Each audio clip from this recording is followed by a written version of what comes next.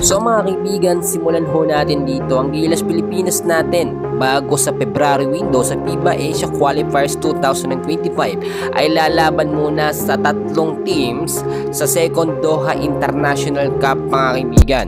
So inaasahan din natin na magkakaroon ng big adjustment ang Gilas Pilipinas dahil hindi na talaga makakapaglaro si Kai Sotto, hindi makakasama sa lineup ng Gilas Pilipinas. Si Kai Sotto naman ngayon ay nag-undergo na sa surgery.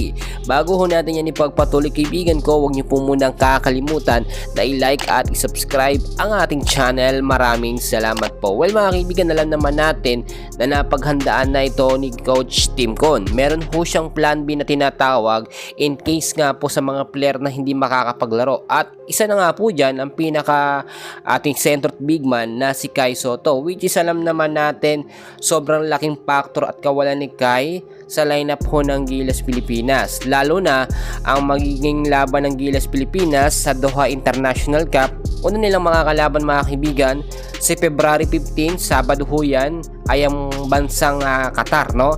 At sa February 16 naman ang Lebanon, at sa susunod naman sa February 17 ay ang bansang Egypt. So nakita natin kahit walang Kai Sotto sa lineup ng Gilas Pilipinas, available naman mga kaibigan si Japet Aguilar at eto nga po si Junmar Fajardo.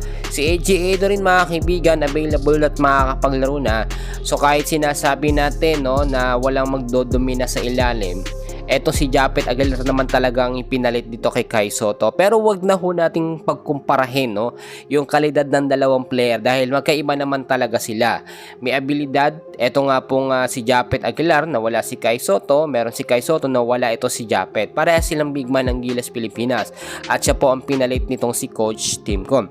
Inaasahan din ho natin sa magiging unang laban ng Gilas Pilipinas dito nga po sa Doha International Cup, which is yung Qatar, ay hindi magiging balakid, hindi magiging mahirap sa Gilas Pilipinas ang Qatar. Do hindi naman ganun katangkaran ng kuponan ng Qatar ang Gilas Pilipinas ho, kasi ngayon ay dumadaan sa matinding training at pag-e-ensayo.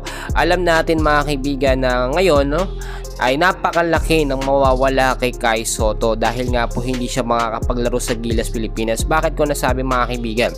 Unang-una, marami ho kasi mga NBA scout or mga scout ang manonood po sa FIBA Asia Qualifiers 2025 at mamimiss po ni Kai Sotto yung mga opportunity at pagkakataon na makagawa po ng magagandang highlights.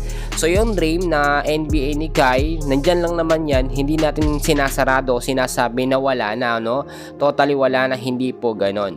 Nagpapahinga lamang si Kai at kapag ka naka-recover na si Kai Sotto, doon makakapagpakitang gilas siya.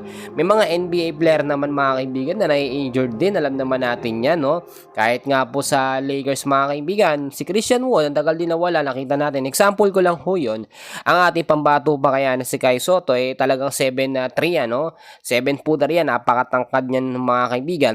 So normal lang yun na i-injured siya o prone siya sa injury dahil bukod sa matangkad napaka-agresibo pang kumilos. So mga kaibigan, yan muna, short update tayo ngayon. Mamaya meron huli, and please huwag kakalimutan mag-like and subscribe sa ating channel. Maraming salamat sa inyong lahat.